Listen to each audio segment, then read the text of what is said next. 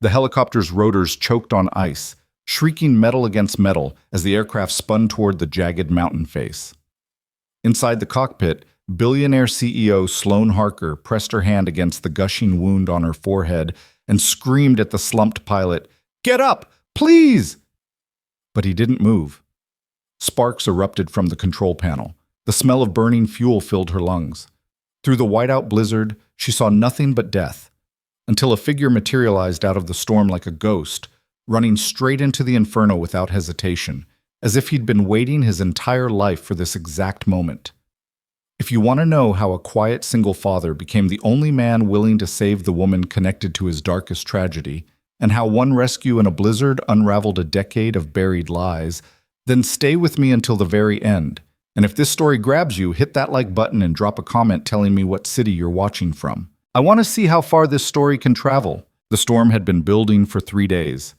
Cal Mercer stood in the dim radar room of the Pinewood Mountain Control Station, his eyes fixed on the glowing screen that tracked the airspace over the northern peaks. Outside, the wind howled like something alive, rattling the windows and piling snow against the concrete walls. The room smelled like burnt coffee and old electronics. Cal's shift had started at 6 that morning, and it was now pushing midnight. His back ached, his eyes burned, but he didn't move. This was his life now, quiet, isolated, safe. He scanned the radar one more time, then glanced at the framed photo on his desk.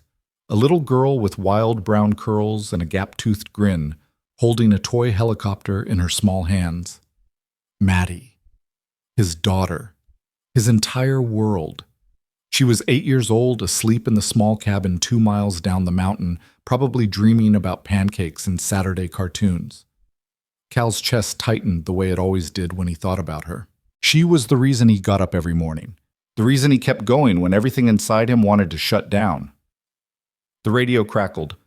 "Pinewood Control, this is November 7-3 Delta. We've got a situation." Cal straightened, his hand moving to the transmitter. "November 7-3 Delta, this is Pinewood Control. Go ahead." The voice on the other end was tight, clipped, professional, but Cal heard the edge of panic underneath. "We've lost navigation. Instruments are failing. Visibility is 0. We're trying to climb out, but..." Static erupted across the line. "November 7-3 Delta, say again. You're breaking up." More static. Then a burst of sound, wind, shouting, the high-pitched whine of failing engines. "Descending fast, can't see. Mountain..." The radar blip flickered, then vanished. Cal's blood turned to ice. "November 7-3 Delta, do you copy? Repeat, do you copy?" Silence. He keyed the emergency channel, his voice sharp and controlled despite the adrenaline flooding his veins. "All stations, this is Pinewood Control. We have a distress situation. Aircraft November 7-3 Delta. Possible crash in the northern range. Last known altitude 4,000 feet, heading 270. Repeat, possible crash." The response came fast. Dispatch coordinating search and rescue, air traffic rerouting other flights, emergency protocols snapping into place. But Cal barely heard it. His eyes were locked on the empty space where the radar blip had been. He knew this mountain. He knew what happened to aircraft that went down in a blizzard at 4,000 feet. He grabbed his coat and headed for the door. "Cal, wait." It was Jennings, the night supervisor, a heavy-set man with graying hair and a permanent frown. "Search and rescue won't launch until the storm clears, you know that." Cal didn't slow down. "Then someone needs to be ready when it does." "You can't go out there, not in this." Cal stopped, his hand on the door handle, and turned to face Jennings. His expression was calm, but his voice was steel.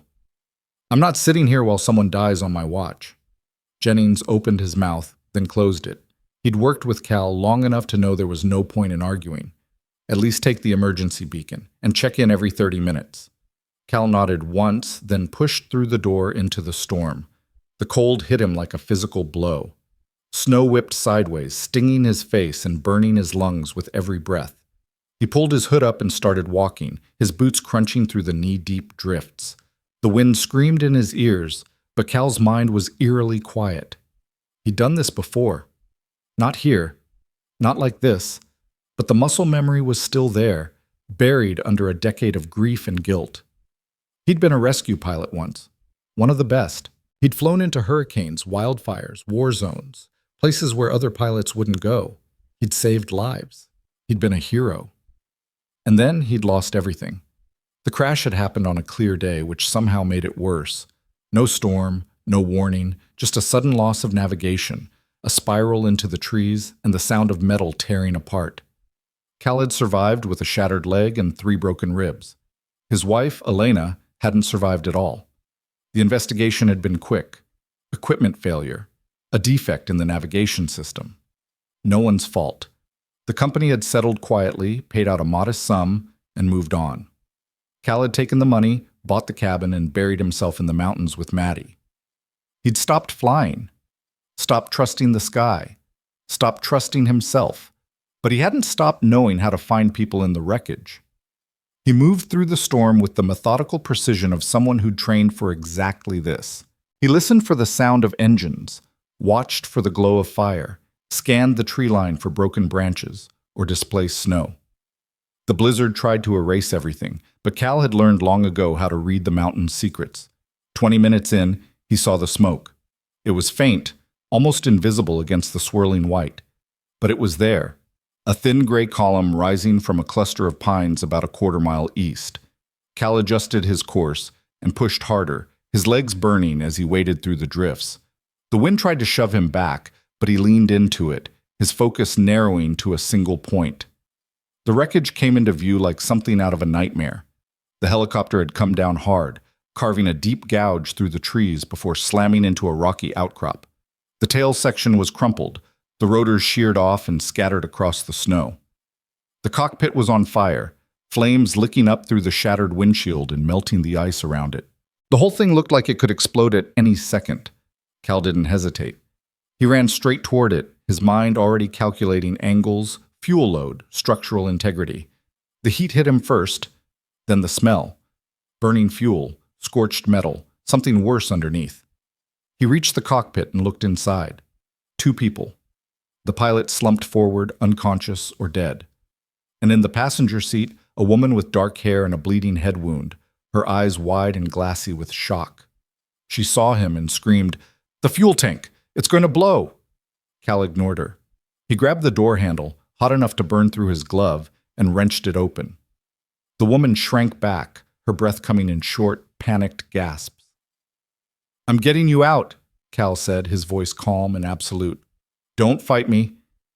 "The pilot. I'll get him next. You first." He reached in, unclipped her harness, and pulled her out of the seat. She was lighter than he expected, her body limp with shock and pain. He slung her over his shoulder and turned away from the wreckage, moving as fast as he could through the snow. Behind him, the fire roared louder, the heat intensifying. He made it 20 feet before the explosion ripped through the night. The blast threw him forward, and he twisted in midair to shield the woman with his body. They hit the snow hard, and Cal felt something crack in his ribs. Pain exploded through his chest, but he didn't let go. He rolled to his feet, still holding her, and kept moving until they were far enough from the flames to breathe. He set her down gently, checking her pulse, her pupils, the wound on her forehead. She was conscious, barely, her eyes unfocused, and her lips moving soundlessly. "Stay with me," Cal said. "What's your name?" She blinked, trying to focus on his face. "Sloan." "Sloan, listen to me. You're going to be okay. I need to go back for the pilot." Her hand shot out, grabbing his arm with surprising strength. "He's dead. I checked. Before the crash. He's gone." Cal looked back at the wreckage, now fully engulfed in flames. If the pilot was dead before impact, there was nothing he could do. And staying here meant they'd both freeze. "Can you walk?" Sloan tried to stand, then collapsed. I can't feel my legs." Cal didn't waste time. He lifted her again, this time cradling her against his chest, and started the long trek back through the storm. The wind had gotten worse, the visibility down to almost nothing. He navigated by memory, by instinct, by the faint glow of the control station lights in the distance. It took 40 minutes to reach the cabin. By the time he kicked the door open, his arms were numb, and his lungs were on fire. He carried Sloan inside, laid her on the couch, and immediately started stripping off her wet clothes. She didn't protest. She was shivering violently, her skin pale and waxy, her eyes half closed. Cal worked fast. He wrapped her in blankets, built up the fire, heated water on the stove. He cleaned the wound on her forehead, deep but not life-threatening, and bandaged it with steady hands. Then he made her drink hot broth, forcing it down even when she turned her head away. "Stay awake," he said. "You've got a concussion. You need to stay awake." Sloane's eyes fluttered open. "Who are you?" "Cal Mercer." "Why did you come into the storm?" Cal didn't answer right away. He stared into the fire, his jaw tight, his hands still shaking from the adrenaline crash. "Because no one else would." "That's insane." "Maybe." Sloane studied him through the haze of pain and exhaustion. "You're not just some radar guy, are you?" Cal's expression hardened. "I used to be a pilot. Rescue operations. That was a long time ago." "Why did you stop?" "Because people die when I fly." The words came out flat, final, and Sloane didn't push. She closed her eyes again, her breathing evening out. Cal watched her for a long moment, then stood and walked to the window. The storm was still raging outside, but inside the cabin, it was warm, safe, quiet. Maddie's bedroom door creaked open, and a small voice called out, "Dad?" Cal turned to see his daughter standing in the hallway, clutching her stuffed rabbit and rubbing her eyes. "Hey, Mads, did I wake you?" Maddie looked past him to the woman on the couch. "Who's that?" "Someone who needed help." "Is she okay?" "She will be." Maddie patted over and leaned against Cal's leg, staring at Sloane with wide, curious eyes. "Is she staying?" "Just for the night. Until the storm clears." "Okay." Maddie yawned. "Can we have pancakes tomorrow?" Cal smiled, the tension in his chest easing just a little. "Yeah, kiddo. Pancakes." Maddie nodded, satisfied, and shuffled back to her room. Cal listened until he heard the door close, then returned to the couch. Sloane was asleep now, her breathing steady. He sat down in the armchair across from her and let his head fall back against the cushion. He'd saved her. He'd done the right thing. So why did it feel like he'd just opened a door he'd spent 10 years trying to keep locked? The next morning, the storm had passed. Sunlight streamed through the cabin windows, turning the snow outside into a blinding white expanse. Cal woke stiff and sore, his ribs aching from the explosion.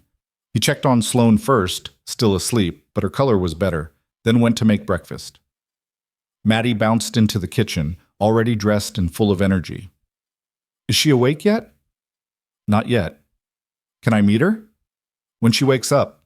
Maddie grabbed a chair and climbed onto it, watching Cal flip pancakes with the intensity of a scientist observing an experiment.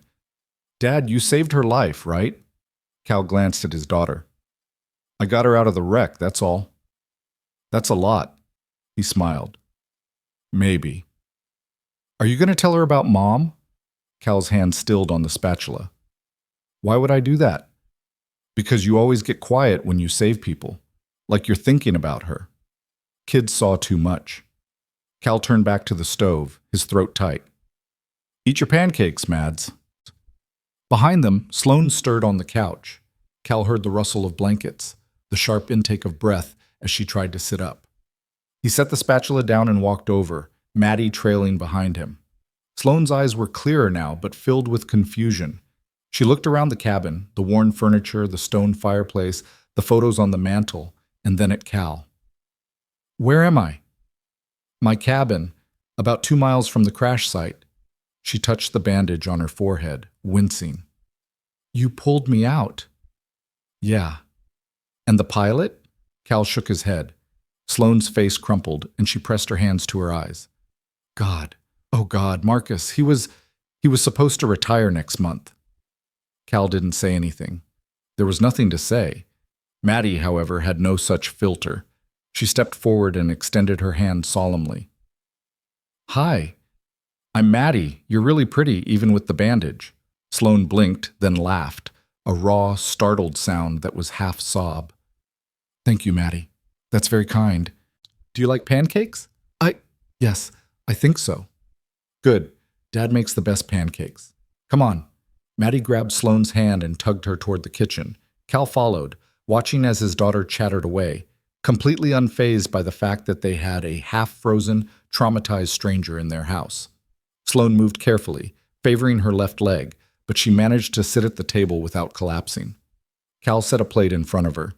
Eat, you need the calories. Sloane picked up a fork, then paused. I don't even know how to thank you. You don't need to. You risked your life for me. You didn't even know who I was. Cal poured himself coffee, his back to her. Doesn't matter who you are. You needed help. It matters to me.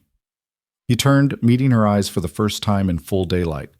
They were gray, sharp, despite the exhaustion, and there was something in them, intelligence, guilt, grief, that made him look away again. Maddie filled the silence. Dad used to be a pilot, a really good one, but he doesn't fly anymore because Mads. Cal's voice was gentle but firm. That's enough. Maddie looked at him, then at Sloane, then back at her pancakes. Okay. Sloane didn't push. She ate slowly, mechanically, her mind clearly somewhere else. When she finished, she set the fork down and said quietly, I need to make some calls. The company, people will be looking for me. Cal pulled out his phone and handed it to her. Service is spotty, but it should work. She took it, her fingers brushing his for a brief second. Thank you. Cal stepped back, putting distance between them. I'll be outside, clearing the path. He grabbed his coat and headed for the door, needing air, needing space. Maddie stayed inside with Sloane, her cheerful chatter a muffled hum through the cabin walls. Outside, the world was blindingly bright. Cal shoveled snow with more force than necessary, his mind racing. He'd seen the helicopter's tail number before the explosion. November 73 Delta. He'd logged it in the radar system, tagged it as a private executive flight, but he hadn't connected it to anything else. Until now. Because now, in the clear light of morning, he remembered where he'd seen that registration before. It belonged to Harker Aviation, the same company that built the helicopter that killed his wife. Sloane made her calls. The first was to her assistant, who answered on the second ring with a panicked, Ms. Harker, oh my God, we've been trying to reach you all night. I'm alive, Jenna. The pilot didn't make it. There was a sharp intake of breath on the other end. Marcus is, yes. Sloane's voice cracked. Contact his family. Make sure they have everything they need. And get a team to the crash site as soon as possible. Already in motion, the FAA is involved. They want to talk to you as soon as you're cleared. I know. Are you hurt? I'll survive. Listen, Jenna, I need you to pull the maintenance logs for November 73 Delta. Everything from the last 6 months. Why? Because something went wrong, and I need to know if it was us. There was a pause. Miss Harker, the legal team is going to advise you not to I don't care what they advise. I want those logs on my desk the second I'm back in the city. Understood.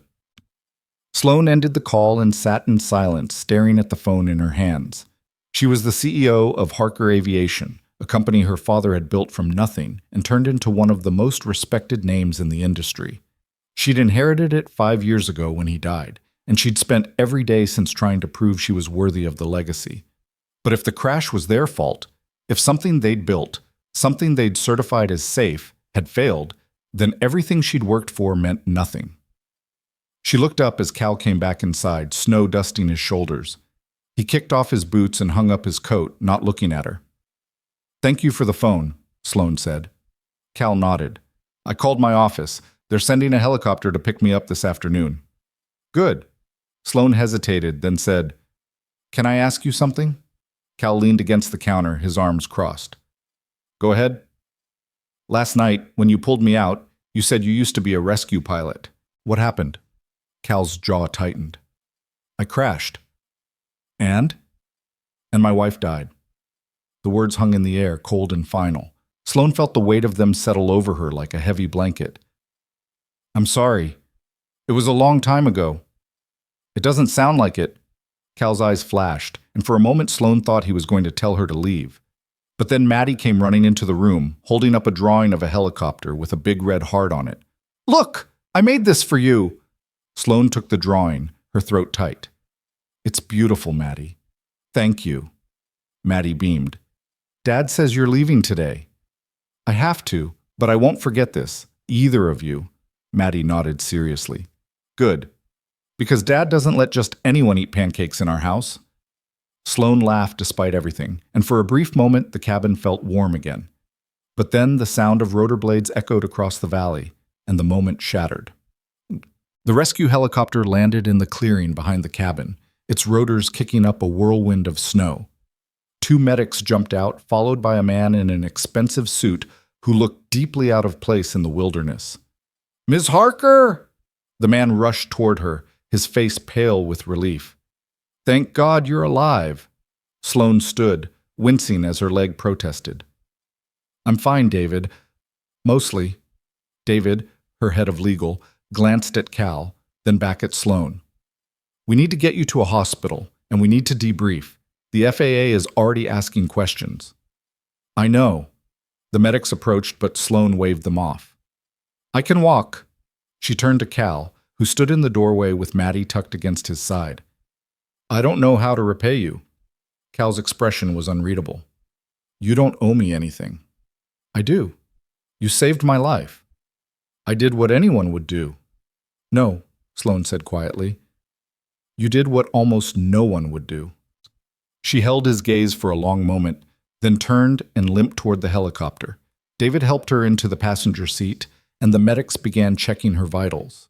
The engines roared to life, and the helicopter lifted off, snow swirling in its wake. Cal watched until it disappeared over the ridge. Maddie tugged on his sleeve. "Will we see her again?" "I don't know, kiddo. I hope we do. I liked her." Cal ruffled her hair but didn't answer. He went back inside and closed the door, shutting out the cold and the noise and the memory of gray eyes that had looked at him like he was something more than a broken man hiding in the mountains. But later that night, after Maddie was asleep, Cal went down to the basement. He hadn't been down there in years. It was where he kept everything from his old life: flight manuals, gear, photos he couldn't bring himself to look at. And in the back corner, covered in dust, was a box labeled Elena. He opened it with shaking hands. Inside were her things, her flight jacket, her logbook, and at the very bottom, sealed in plastic, were the remnants of the crash investigation, reports, diagrams, and a single scorched circuit board that the FAA had returned to him with a note.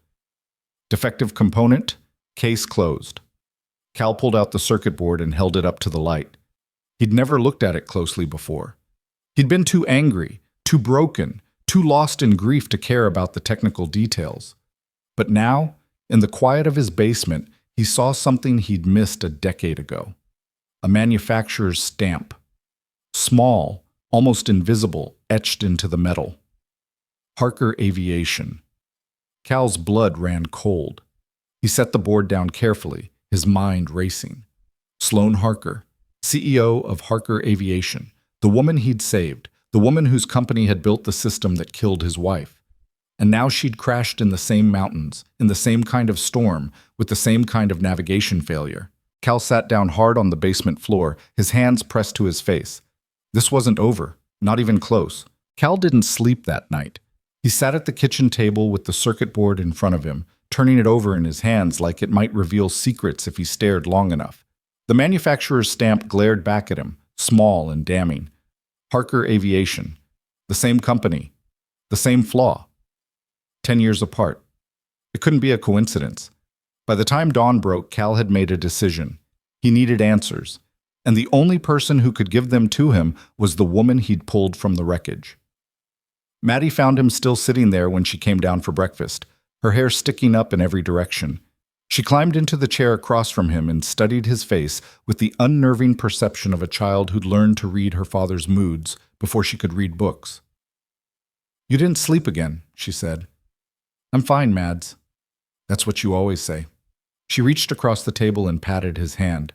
"Are you thinking about the helicopter lady?" Cal's jaw tightened. "Her name is Sloane."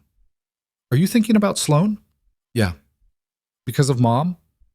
Cal looked at his daughter, at her serious brown eyes and the worried crease between her brows that made her look far older than 8. He'd tried so hard to shield her from his grief, but kids were like water. They found every crack, every weakness, every hidden truth. "Because of a lot of things," he said quietly. "But yeah, because of Mom, too." Maddie nodded like this made perfect sense. "Are you going to go see her?" "Maybe." "Good. You should. She seemed nice. And she needs to know you're not just some guy who lives in the woods. Cal almost smiled. What am I then? A hero. Duh. He did smile then, brief and painful. I'm not a hero, kiddo. You are to me. Maddie hopped off the chair and grabbed the cereal box. And probably to her too, even if she doesn't know it yet. Cal watched his daughter pour cereal with the confidence of someone who just solved all the world's problems, and he felt the weight in his chest shift slightly. Not gone. Never gone. But manageable. Hey, Mads? Yeah? I love you. You know that, right? Maddie rolled her eyes in that way only 8-year-olds could. Obviously, Dad. Now eat something. You look terrible. 3 days later, Cal stood outside the glass tower that housed Harker Aviation's headquarters in downtown Seattle. The building rose 40 stories into the gray sky, all steel and reflective windows, the kind of place that made people like him feel small and out of place. He'd driven 6 hours through the mountains to get here, leaving Maddie with Mrs. Chen from down the road, a retired teacher who loved baking cookies and asking no questions. Cal had the circuit board in his jacket pocket, wrapped carefully in plastic. He'd also brought printed copies of Elena's crash report, highlighted and annotated. He didn't know what he was going to say. Didn't know if Sloan would even see him. But he knew he couldn't stay in that cabin with these questions burning a hole through his chest. The lobby was massive, filled with sleek furniture and giant photographs of helicopters in flight. A receptionist sat behind a curved marble desk, looking like she'd been hired specifically to intimidate visitors. Cal approached, his boots squeaking on the polished floor. I'm here to see Sloan Harker. The receptionist barely glanced up. Do you have an appointment? No. Then I'm afraid Ms. Harker isn't available. Tell her Cal Mercer is here. She'll know who I am. The receptionist's fingers paused on her keyboard. She looked at him properly for the first time, her expression shifting from dismissive to uncertain. Please wait here. She picked up the phone and turned away, speaking in a low voice. Cal stood in the middle of the lobby, feeling every set of eyes in the room tracking him. He looked like exactly what he was, a man from the mountains who didn't belong in places like this. The receptionist hung up and turned back to him, her professional mask firmly in place. Ms. Harker will see you, 38th floor. Someone will escort you. A security guard appeared and led Cal to the elevators. They rode in silence, Cal watching the numbers climb, his heart beating harder with each passing floor. When the doors opened, he stepped into a space that was all glass and clean lines, with a view of the city that made him feel like he was standing on the edge of the world. Another assistant, this one younger, sharper, more nervous, met him at the elevator. Mr. Mercer, right this way. She led him down a hallway lined with awards and framed magazine covers. Cal caught glimpses of Sloan in several of them, standing in front of helicopters, shaking hands with politicians, looking composed and confident in a way that felt alien compared to the terrified woman he'd carried through the snow. The assistant stopped at a set of double doors. Ms. Harker is finishing a call. She'll be with you in just a moment. Cal nodded, and the assistant disappeared, leaving him alone in the hallway. He took a breath, then pushed the doors open. The office was enormous. Floor-to-ceiling windows overlooked the city, and the furniture was minimal but expensive. A desk that looked like it cost more than Cal's truck, leather chairs, abstract art on the walls. And standing by the window with her back to him was Sloan. She turned when she heard the door, and for a moment, neither of them spoke. She looked different. The bandage was gone, replaced by a thin line of stitches near her hairline. She wore a dark suit, her hair pulled back, her expression guarded, professional, untouchable. But when their eyes met, something in her face softened. Cal, she said quietly, I wasn't sure you'd come. You knew I would. I hoped. She gestured to the chairs. Please, sit. Cal stayed standing. This isn't a social visit. Sloane's expression shifted, caution replacing warmth. What is it then? Cal pulled the circuit board from his pocket and set it on her desk. This. Sloane stared at it, her face going pale. Where did you get that? From my wife's crash, 10 years ago. The silence that followed was sharp enough to cut. Sloane picked up the circuit board with shaking hands, turning it over, her eyes finding the manufacturer's stamp. When she looked back at Cal, her voice was barely a whisper. This is one of ours. Yeah, it is. Cal, I don't understand. Your wife, her name was Elena. She was a pilot, medevac. She crashed on a clear day because her navigation system failed. Cal's voice was steady, but his hands were clenched at his sides. The investigation called it a defect. Case closed. No one was held accountable, and I buried her and spent the last 10 years trying to forget. Sloan set the circuit board down like it was radioactive. I'm so sorry. I didn't know. Why would you? You weren't running the company then. Your father was. Cal stepped closer, his eyes locked on hers. But you're running it now. And 3 nights ago, your helicopter went down in the same mountains, in the same kind of storm, with the same kind of navigation failure. Sloan's breath caught. You think it's connected?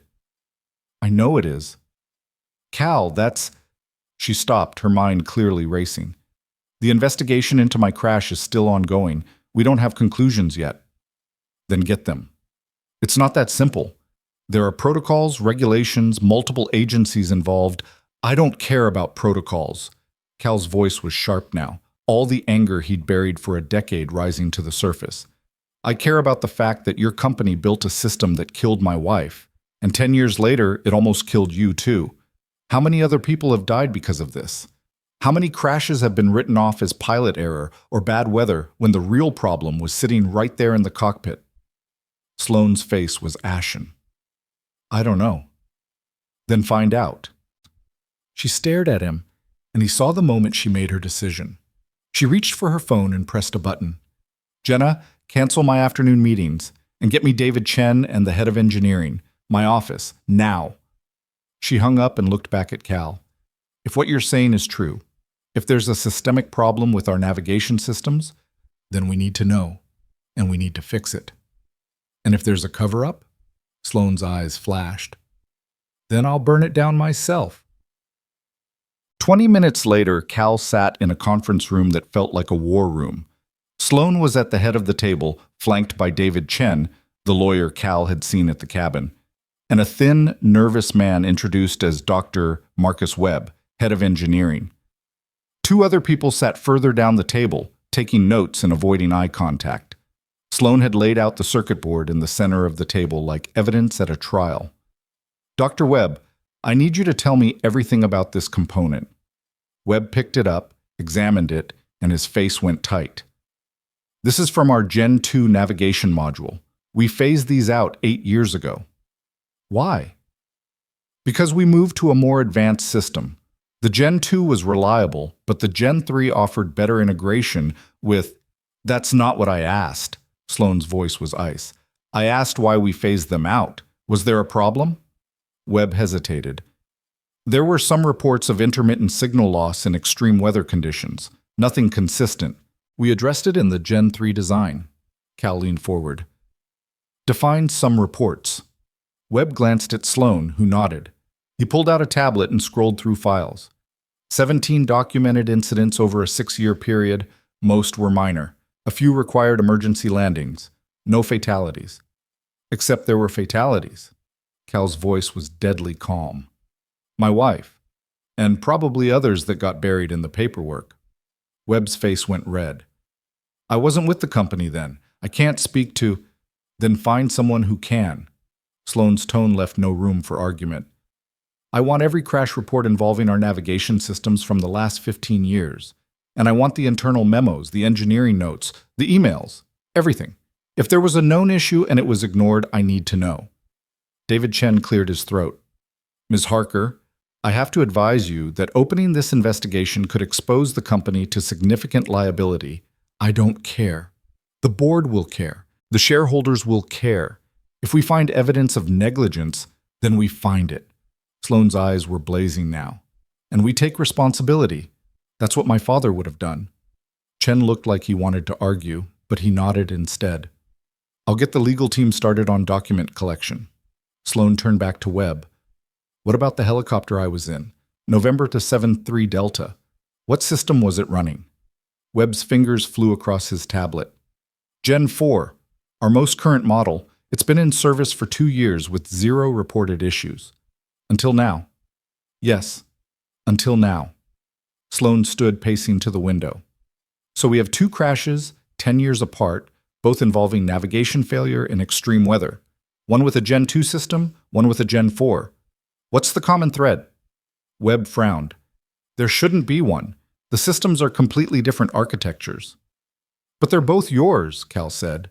Both designed by this company, both certified as safe. Webb bristled. Our systems undergo rigorous testing. We meet every FAA standard. Standards aren't enough if people are dying. The room went silent. Webb looked at Sloan, who was staring out at the city, her shoulders tense. Dr. Webb, she said quietly, I want you to personally review both crashes. Compare the failures. Find the pattern. And I want your report in 72 hours. Ms. Harker, that's not enough time to, then work faster and pull whoever you need from other projects. This is priority one. Webb gathered his things and left, his face grim. David Chen followed, still muttering about liability. The other staff members filtered out until it was just Cal and Sloan in the conference room. Sloan turned to face him, and he saw the exhaustion in her eyes. I didn't know. About your wife. About any of this. Would it have mattered if you did? Yes. Her voice was fierce. Of course it would have mattered. Cal stood, picking up the circuit board. This isn't about blame, Sloan. Not entirely. It's about making sure it doesn't happen again. I know. She crossed her arms, hugging herself. Cal, if we find something, if there was negligence, a cover-up, it's going to destroy this company. Everything my father built. Everything I've tried to protect. Then maybe it should be destroyed. Sloan flinched like he'd struck her. That's easy for you to say. You don't have 2,000 employees depending on you for their livelihoods. You don't have families who've worked here for generations. You're right, I don't. Cal's voice softened. But I do know what it's like to live with a lie. And I know that truth is the only thing that can set you free, even if it burns everything else down first. Sloan looked at him for a long moment, then nodded slowly. Stay in Seattle, please. I might need you when the report comes back. I can't. I have a daughter. Bring her. I'll put you up in a hotel, whatever you need. Cal hesitated. The smart thing would be to go home, to let Sloan handle this, to protect Maddie from the ugliness that was about to unfold. But something in Sloan's expression stopped him, a vulnerability, a fear, a desperate need not to face this alone. 3 days, he said. That's all I can give you. That's all I'm asking. Cal called Mrs. Chen from the hotel room that night and explained that he'd need her to watch Maddie for a few more days. Mrs. Chen, bless her, asked no questions and simply said, Take all the time you need, dear. We're baking cookies tomorrow anyway. Then he called Maddie, and her voice burst through the phone like sunshine. Dad, are you coming home yet? Not yet, kiddo. I need to take care of something. Is it about Sloan? Cal smiled despite himself. Yeah, it is. Is she in trouble? Sort of. She's trying to fix something that's been broken for a long time. And you're helping her? I'm trying. Maddie was quiet for a moment. That's good, Dad. Mom would want you to help. Cal's throat tightened. Yeah, she would. Be safe, okay? And come home soon. Mrs. Chen's cookies are good, but they're not pancakes.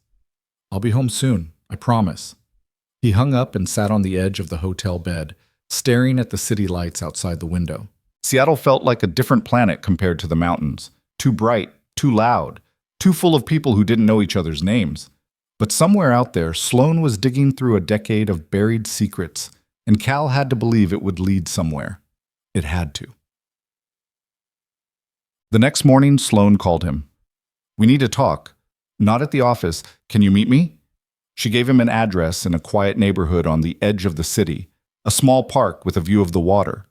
Cal found her sitting on a bench, dressed in jeans and a sweater, looking more human than he'd seen her since the crash.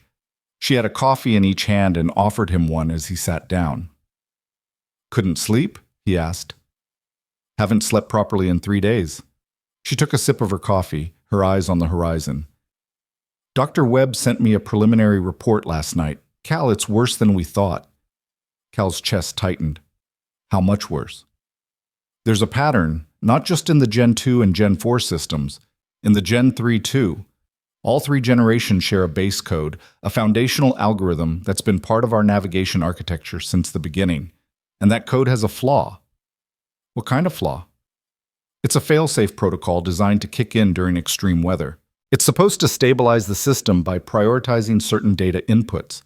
But in rare conditions, severe electromagnetic interference combined with rapid altitude changes, the protocol inverts. Instead of stabilizing, it amplifies the interference.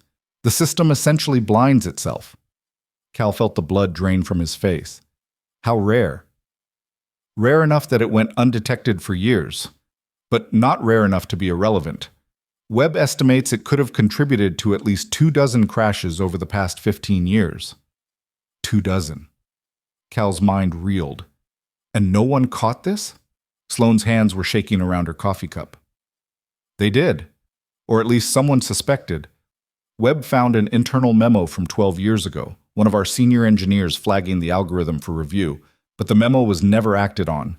It disappeared into the bureaucracy. Or it was buried. I don't know. Maybe. Probably. Sloane's voice cracked. My father was CEO then. If he knew about this, if he made the call to ignore it, then he killed my wife, Cal said flatly. Sloane turned to him, tears streaming down her face. I'm so sorry. God, Cal, I'm so sorry. Cal wanted to be angry. He wanted to rage, to blame, to let all the grief and fury he'd been carrying for 10 years explode. But looking at Sloane, at this woman who'd inherited a legacy built on lies, who was choosing to tear it apart rather than hide behind it, he found he couldn't. It's not your fault, he said quietly. It's my company, my responsibility. You didn't know. I should have. I should have been asking these questions years ago. Cal set his coffee down and turned to face her fully. Sloane, listen to me. You can't change the past. None of us can. But you can make sure this never happens again. That's what matters now. Sloane wiped her eyes, her jaw setting with determination. I'm grounding the fleet, every helicopter with our navigation systems, all three generations, until we can push a software patch and verify it's safe. How many aircraft is that? Nearly 800 in commercial operation, another 200 private and government contracts. It's going to cost millions, maybe more, and the board is going to fight me.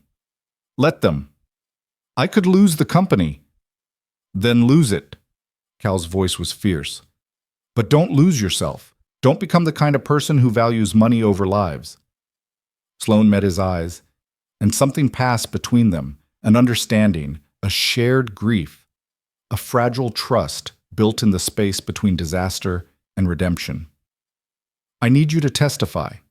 When the FAA investigation comes, when the lawsuits start, I need you to tell Elena's story. Cal's stomach churned. I don't know if I can. You can, because you're the only one who can make people understand what this really cost. He thought of Elena, of Maddie, of all the families who'd lost someone because of a flaw that should have been fixed years ago. Okay, I'll do it. Sloane reached out and took his hand, squeezing it gently. Thank you. They sat in silence for a while, watching the water. Two people who'd been broken by the same tragedy now standing together in the wreckage, trying to build something better from the pieces. And for the first time in 10 years, Cal felt like maybe, just maybe, there was a way forward. The announcement went out the next day. Sloane held a press conference, standing in front of a wall of cameras, and did something almost no CEO ever did. She told the truth. She explained the flaw. She took responsibility. She announced the fleet grounding, the software fix, the independent safety review. And then she did something that made headlines around the world. She apologized. To every family who lost someone because of our failure. To every pilot who trusted our systems. To every person who believed we put safety first. I'm sorry, we let you down, and we're going to spend however long it takes to make this right. Cal watched from the back of the room, Maddie beside him. She'd insisted on coming, on seeing this through, and Cal hadn't had the heart to say no. Maddie squeezed his hand as Sloane spoke, and he squeezed back. The reporters erupted with questions. The stock price plummeted. The board called an emergency meeting. But Sloane stood her ground, answering every question with brutal honesty, refusing to hide behind lawyers or corporate speak. Afterward, in the quiet of her office, she collapsed into her chair and looked at Cal with exhausted eyes. "That's it then. I just destroyed everything my father built." "No," Cal said. "You saved it. You saved what it should have been all along." Maddie nodded seriously. "My dad's right. You're really brave." Sloane smiled through her tears. "Thank you, Maddie. That means more than you know." But the moment of peace didn't last long. Because that night, as Cal was putting Maddie to bed in their hotel room, his phone rang. It was Sloane, and her voice was tight with panic. "Cal, we have a problem. Another distress call just came in.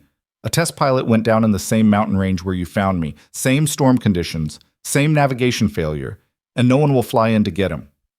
Cal's blood turned to ice. "When?" 20 minutes ago. Search and rescue says it's too dangerous. The storm's even worse than the night you saved me."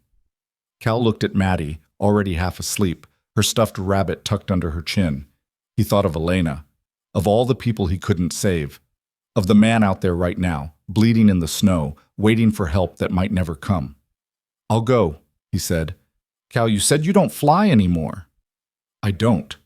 But I know those mountains, and I'm not letting someone else die because I'm too afraid to try." There was a long pause. Then Sloane said, "I'm coming with you." "That's insane." "So is flying into a blizzard. If you're doing this, I'm doing it with you. That pilot is out there because of my company, because of my failure. I'm not sitting in this office while you risk your life to fix it." Cal wanted to argue, but he heard the steel in her voice and knew it would be pointless. "Fine. Meet me at the airfield in 30 minutes, and bring cold weather gear." He hung up and looked at Maddie, who was watching him with wide, knowing eyes. "You have to go, don't you?" she said quietly. "Yeah, kiddo, I do."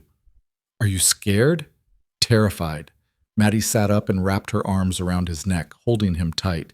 "Be like Mom. She was never scared of anything." Cal's eyes burned. "She was scared all the time, Mads. She just didn't let it stop her."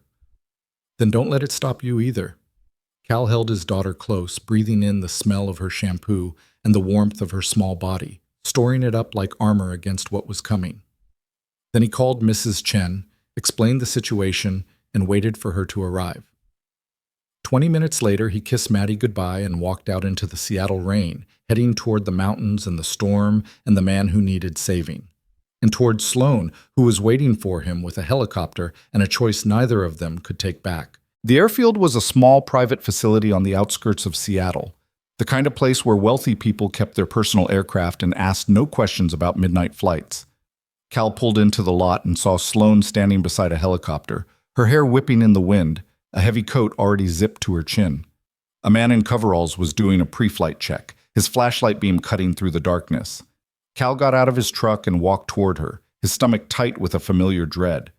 He hadn't been inside a cockpit in 10 years, hadn't touched the controls, hadn't felt the cyclic under his palm, hadn't trusted himself with anyone's life, including his own. But the moment he saw the helicopter, muscle memory kicked in. His hands knew what to do, even if his mind was screaming at him to turn around. Sloane met him halfway, her face pale but determined. "This is Marcus. Different Marcus, not the pilot who died. He's our best mechanic. He's made sure this bird is perfect." Marcus nodded at Cal, his expression grim. "She's got a full tank, emergency supplies in the back, and I've triple-checked every system. But I'm not going to lie to you. Flying into that storm is suicide." "Then it's a good thing I've got nothing left to lose," Cal said flatly. Marcus glanced at Sloane, who gave him a tight nod. He stepped back, shoving his hands in his pockets. "Good luck. You're going to need it." Cal walked around the helicopter, running his hands along the fuselage, checking the rotors, the tail assembly, the landing gear. It was a newer model than anything he'd flown before, sleek and powerful, with navigation systems that probably cost more than his entire cabin. He opened the cockpit door and climbed in, his heart hammering against his ribs. The controls were familiar and foreign all at once. The cyclic, the collective, the pedals. His hands found them automatically, settling into position like he'd never left. But his chest was tight, his breathing shallow, and when he closed his eyes, he saw Elena's helicopter spiraling into the trees, heard the sound of metal tearing, felt the helplessness that had nearly destroyed him. Cal. He opened his eyes. Sloane was standing beside the cockpit, her hand on the doorframe. If you can't do this, tell me now. I'll find another way. Cal looked at her, at the guilt and determination etched into her face, and he thought about the pilot out there in the storm, someone's husband or father or son, bleeding and alone, waiting for a rescue that might never come. He thought about Elena, who'd flown into danger without hesitation because someone needed help, and he thought about Maddie's words, "Don't let it stop you." "I can do this," he said, "but you're not coming with me." Sloane climbed into the co-pilot seat and strapped herself in. "We already had this argument. Sloane, that pilot is out there because my company failed him. Because I failed him. I'm not sitting safe on the ground while you risk everything to fix my mistake." Cal wanted to fight her, to drag her out of the seat and lock her in Marcus's office until this was over. But he saw the same stubbornness in her eyes that he'd seen in Elena's, the same refusal to let fear dictate her choices. So he stopped arguing and started the pre-flight sequence instead. The rotors began to turn, slowly at first, then faster, the familiar thrum vibrating through the frame. Cal ran through the checklist by rote, his hands moving with a precision he didn't know he still possessed. Beside him, Sloane was silent, watching the instruments, her jaw set. Marcus's voice crackled through the radio. "You're clear for takeoff. Last known coordinates for the downed pilot are locked into your navigation system. But Cal, listen to me. The storm's moving fast. You've got maybe a 2-hour window before it gets too dangerous to even attempt extraction. After that, you're stuck out there too." "Understood," Cal said. "And one more thing. The test pilot. His name is Ryan Voss. He's 28 years old, just got engaged last month. His fiancée is on her way to the hospital right now, waiting for news." Cal's hands tightened on the controls. 28, the same age Elena had been. "We'll bring him home. I know you will. Good luck." Cal pulled up on the collective and the helicopter lifted off the ground. The moment they were airborne, something inside him shifted. The fear didn't disappear, but it receded, pushed back by a decade of training and instinct. He'd been born to fly. Even after everything, he still knew how to do this. They climbed into the night sky, leaving the lights of Seattle behind. Below them, the terrain shifted from city to forest to mountains, the peaks rising like jagged teeth against the darkness. The storm was visible on the horizon, a massive wall of swirling gray and white, lit from within by flashes of lightning. Sloane stared at it, her face tight. "That's what we're flying into?" "That's what we're flying into." "How bad is it going to be?" Cal didn't sugarcoat it. "Bad. The winds will try to throw us into the mountains. Visibility will drop to 0. Ice will form on the rotors and make the aircraft heavier, harder to control. And if the navigation system fails, we crash," Sloane finished quietly. "We crash." She was silent for a moment, then reached over and checked her harness, pulling it tighter. "Then we better make sure it doesn't fail." Cal almost smiled. "You sound like a pilot." "My father made me get my license when I was 20. He said if I was going to run an aviation company, I needed to understand what it felt like to be in the air." Her voice softened. "I haven't flown in years. Not since he died." "Why not?" "Because I was too busy running the company, too busy trying to prove I was good enough to carry his legacy." She laughed bitterly. "And now I find out his legacy was built on covering up a flaw that killed people." Cal glanced at her. "Your father didn't build the company alone. There were engineers, executives, board members. They all made choices. They all share the blame. But he was in charge. He set the tone. And if he chose profits over safety, if he chose to bury that memo instead of acting on it, then everything I believed about him is a lie." Cal didn't have an answer for that. He focused on flying instead, adjusting their course as they approached the storm. The first gusts of wind hit the helicopter, rocking it sideways. Sloane gripped the armrest, her knuckles white. "Talk to me about the navigation system," Cal said. "What's it telling us?" Sloane forced herself to look at the instruments, her voice steadying as she focused on the data. "We're on course. Coordinates locked. Distance to target is 32 miles. Weather radar? Heavy precipitation ahead, wind shear warnings, icing conditions above 3,000 feet. Then we stay below 3,000. The storm swallowed them whole. One moment they were flying through clear air, and and the next they were inside a wall of wind and snow so thick that Cal couldn't see past the cockpit windows. The helicopter bucked and shuddered, the frame groaning under the strain. Ice began forming on the windshield, spreading in jagged patterns that obscured what little visibility they had left.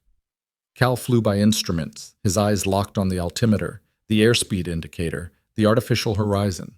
Every muscle in his body was tense, his mind calculating angles and adjustments faster than conscious thought. Beside him, Sloane called out readings, her voice tight but controlled. Altitude 2,800 feet, airspeed dropping, wind gusts up to 50 knots. I see it. The helicopter dropped suddenly, caught in a downdraft. Cal corrected, pulling up hard, but another gust slammed them sideways. The rotor blades screamed, struggling to find purchase in the turbulent air. Cal, the ice... I know. Ice was accumulating on the rotors, adding weight and throwing off the balance. The helicopter was becoming sluggish, unresponsive, like flying a truck instead of an aircraft. Cal pushed the engines harder, compensating for the extra load, but he knew they couldn't sustain this for long. How far to the target? He asked. Sloane checked the navigation system, then her face went white. Cal, we've got a problem. What kind of problem? The navigation system. It's glitching. The coordinates are jumping. We're supposed to be 15 miles out, but it's reading 23, then 12, then... She hit the screen. It's not stable. Cal's blood ran cold. The same flaw. The same electromagnetic interference combined with rapid altitude changes. The algorithm was inverting, just like Dr. Webb had described. Can you switch to manual navigation? I don't know the terrain well enough. Do you? Cal did. He'd memorized these mountains after Elena's crash, studying every ridge and valley like a man looking for answers in topography. But flying blind in a storm with faulty instruments was suicide. We're too far in to turn back now, he said. We keep going. You stay on the navigation system even if it's unreliable. Call out anything that looks like a solid reading. I'll navigate by terrain recognition and dead reckoning. Dead reckoning, Cal, that's insane. It's all we've got. Another massive gust hit them, and this time the helicopter spun, a full 360 rotation that sent Sloane's stomach into her throat. Cal fought the controls, his hands moving in precise, desperate motions, bringing them back under control. But the strain was showing. Sweat ran down his face despite the cold, and his breathing was harsh and ragged. Cal, maybe we should turn back, find another way. There is no other way. That pilot has 2 hours at most. We're already 40 minutes in. Sloane looked at him, at the determination carved into his features, and she understood. This wasn't just about Ryan Voss. This was about every person Cal hadn't been able to save, every life lost to a flaw that should have been fixed, every ghost that haunted him in the dark. This was his chance at redemption. So she stopped arguing and focused on the instruments, calling out every scrap of useful data she could find. Altitude 2,600, airspeed 30 knots, headings drifting, we're off course. Cal adjusted, banking hard to the left. Through a brief break in the snow, he caught a glimpse of a familiar rock formation, a massive granite outcrop shaped like a broken tooth. He knew that landmark. It meant they were close. 5 miles, he said. Maybe less. The navigation system is showing target proximity, but it's flickering. Ignore it. Trust me. Sloane did. She stopped watching the instruments and started watching Cal instead, seeing the focus in his eyes, the way his hands moved with absolute certainty even when everything around them was chaos. This was who he'd been before the crash took it all away. A pilot who flew into impossible situations and brought people home. A hero, whether he believed it or not. The helicopter dropped again, this time so sharply that Sloane's harness cut into her shoulders. Cal brought them level, but the engines were screaming now, pushed beyond their limits. Come on, he muttered. Come on, hold together. And then through the swirling white, Sloane saw it. There, 12 o'clock. Is that? Cal saw it too. A faint orange glow barely visible through the storm. A flare. That's him. He pushed the helicopter toward the light, descending carefully, searching for a place to land. But the terrain was brutal. Steep slopes, scattered boulders, trees bent nearly horizontal by the wind. There was nowhere flat enough, nowhere safe enough. I can't land, Cal said. The ground's too unstable. We'll have to do a hover extraction. In this wind? In this wind. He brought the helicopter to a hover about 15 feet off the ground, fighting to keep it steady while the storm tried to knock them out of the sky. Below, they could see the wreckage of Ryan Voss's helicopter, a twisted mess of metal embedded in a snowbank. And beside it, a figure waving frantically, his face illuminated by the dying flare. "I'm going down," Sloane said, unbuckling her harness. "What? No." "You need to keep us stable. I'm lighter. I can get to him faster." She was already moving, pulling a rescue harness from the emergency supplies. "Clip me in and lower me down." Well, Cal wanted to argue, but she was right. He couldn't leave the controls, and they didn't have time for a debate. "You get him into the harness and signal when you're ready to come up. Do not try to be a hero." "Look who's talking." Cal almost smiled. He clipped the rescue line to Sloane's harness, double-checked the connections, then nodded. "Go." Sloane opened the side door and the wind nearly ripped her out of the helicopter. She grabbed the rescue line and started descending, her feet finding purchase on the swinging rope. The storm battered her from all sides, spinning her, soaking her, stealing her breath. But she kept moving, hand over hand, until her feet touched the ground. She stumbled through the snow toward Ryan Voss. He was young, barely more than a kid, with blood matting his hair and one leg bent at a wrong angle. His eyes were glassy with shock and pain, but when he saw her, something like hope flickered across his face. "You came," he gasped. "Of course we came." Sloane pulled the second harness from her shoulder and started strapping it around him. "What's your name?" "Ryan. Ryan Voss." "Ryan, I'm Sloane. We're going to get you out of here, but I need you to stay calm. Can you do that?" "My leg. I can't feel my leg." "We'll deal with that at the hospital. Right now, I just need you to hold on." She finished securing the harness and signaled to Cal. The line went taut, and Ryan started to rise. Sloane guided him, keeping his broken leg from catching on debris, shouting encouragement over the howl of the wind. When he was halfway up, she grabbed her own line and started climbing. That's when she heard the crack. It was a sound she'd never forget, sharp and final, like the world breaking in half. She looked up and saw the rotor assembly shedding ice in massive chunks. One piece struck the tail rotor, and the helicopter lurched violently to the side. In the cockpit, warning lights erupted across Cal's panel. The tail rotor was damaged, maybe destroyed, and the helicopter was starting to spin. He fought the controls, every instinct screaming at him to abandon ship, but he couldn't. Ryan was only halfway to safety, and Sloane was still on the ground. "Cal!" Sloane's voice cut through the radio, panicked. "What's happening?" "Tail rotor's failing. Get Ryan inside, now!" Sloane pulled herself up the line faster, her arms screaming with effort. Above her, Ryan had reached the door, and hands were pulling him inside. She was 10 feet away when the helicopter spun again, the line swinging wildly. She lost her grip and fell, slamming into the snow hard enough to knock the breath from her lungs. Cal saw her fall and made a decision that would haunt him for the rest of his life. He descended, bringing the dying helicopter closer to the ground, the tail rotor screaming as it tore itself apart. 5 feet, 3 feet. Close enough. "Sloane, grab the line!" She staggered to her feet, dizzy and gasping, and lunged for the rope. Her fingers closed around it just as the helicopter started to climb. Cal pulled up hard, ignoring the warnings, ignoring the smoke pouring from the tail assembly, ignoring everything except the need to get them out of there. They were 50 feet off the ground when the tail rotor gave up completely. The helicopter spun like a top, the main rotors fighting to keep them airborne. Cal had seconds to make a choice. He could try to climb, try to clear the ridge and hope they could glide to a safe landing on the other side. Or he could crash here, controlled, in the snow where at least they'd have a chance of surviving. Below him, Sloane was still dangling from the line, spinning helplessly. Cal made his choice. He cut the engines and aimed for the deepest snowdrift he could see. "Brace for impact." The helicopter hit hard.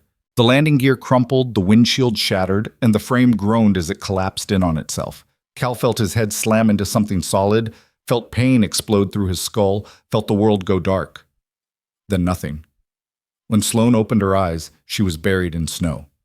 She couldn't breathe, couldn't move, couldn't see. Panic clawed at her throat, but she forced it down and started digging, clawing her way toward the light. Her hands broke through the surface and she dragged herself out, gasping and shaking. The helicopter was a wreck. The main body had held together, but it was tilted at a crazy angle, half buried in the drift. Smoke poured from the engine compartment, and the smell of fuel was sharp in the air. "Cal!" Sloane stumbled toward the cockpit, her legs screaming with pain she didn't have time to process. "Cal, answer me!" She wrenched the door open. Cal was slumped over the controls, blood running down his face, his eyes closed. For one terrible moment, Sloane thought he was dead. Then she saw his chest rise and fall, shallow but steady. "Don't you dare die on me," she whispered, unbuckling his harness with shaking hands. "Not after everything. Not now." She checked the back. Ryan was unconscious but breathing, strapped into his seat with the rescue crew's blanket wrapped around him. They were alive. All three of them. Against all odds, they were alive.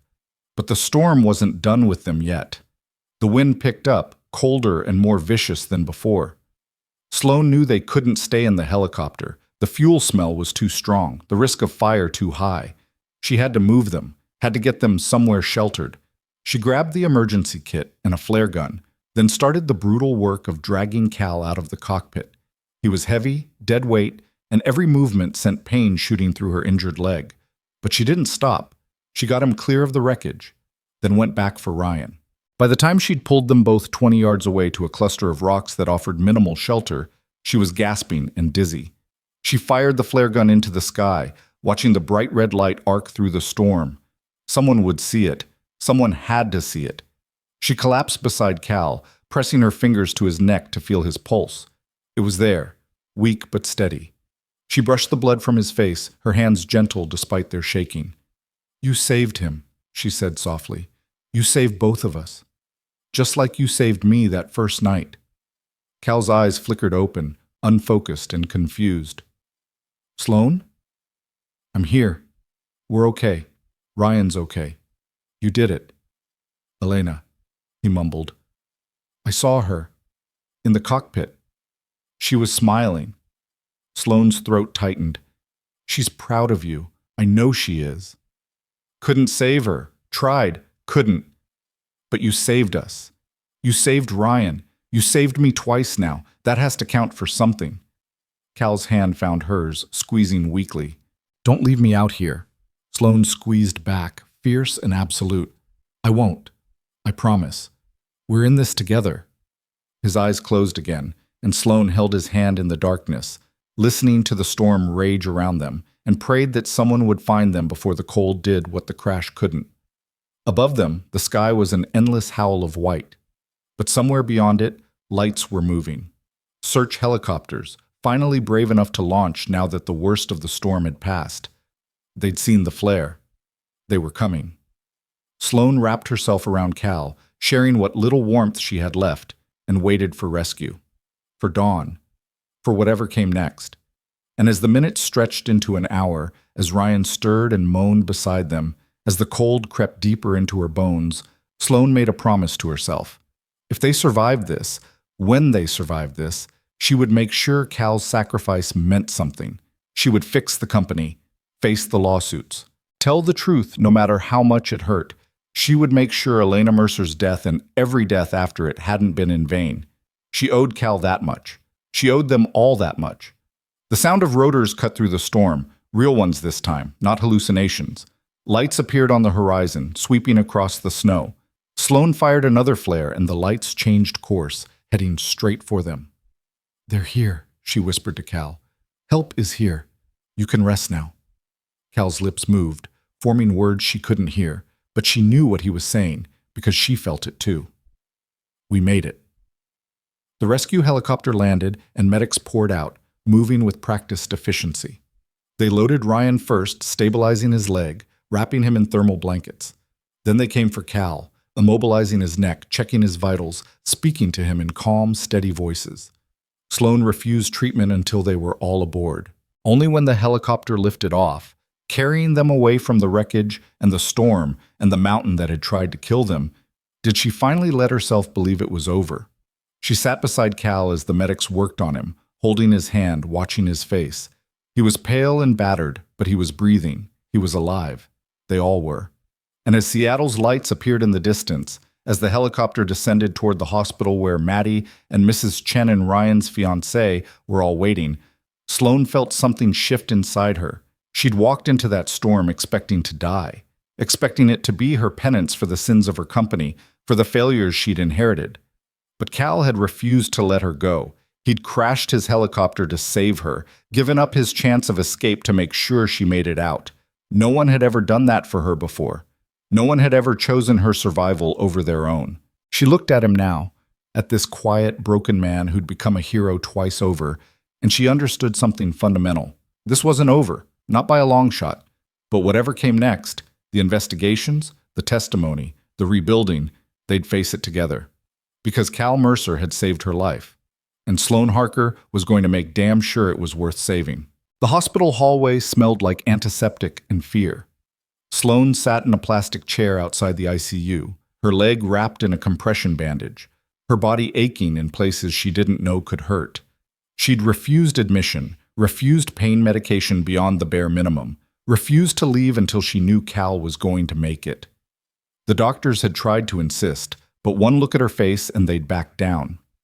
Maddie sat beside her, small and silent, her stuffed rabbit clutched so tightly that the fabric was starting to tear. Mrs. Chen had brought her to the hospital the moment the news broke, and the little girl hadn't said a word since seeing her father wheeled past on a gurney, his face pale and still beneath the oxygen mask.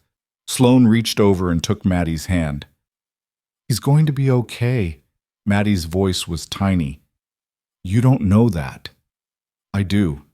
Your dad is the strongest person I've ever met. He survived the crash. He survived the storm. He's going to survive this too." "Mom didn't survive." The words hit Sloane like a punch to the chest. She turned to look at Maddie, at this 8-year-old girl who'd already lost one parent and was now terrified of losing the other, and she felt her heart crack open. "You're right. Your mom didn't survive, and that's the worst thing that ever happened, to you and to your dad. But Maddie, listen to me. Your dad fought so hard to come back to you. He flew into that storm because he couldn't stand the thought of someone else's family feeling the way you felt when your mom died. He's a hero, and heroes don't give up." "He says he's not a hero." "He's wrong." Maddie looked at her with eyes far too old for her face. "Are you going to leave when he gets better, like everyone else does?" Sloane's throat tightened.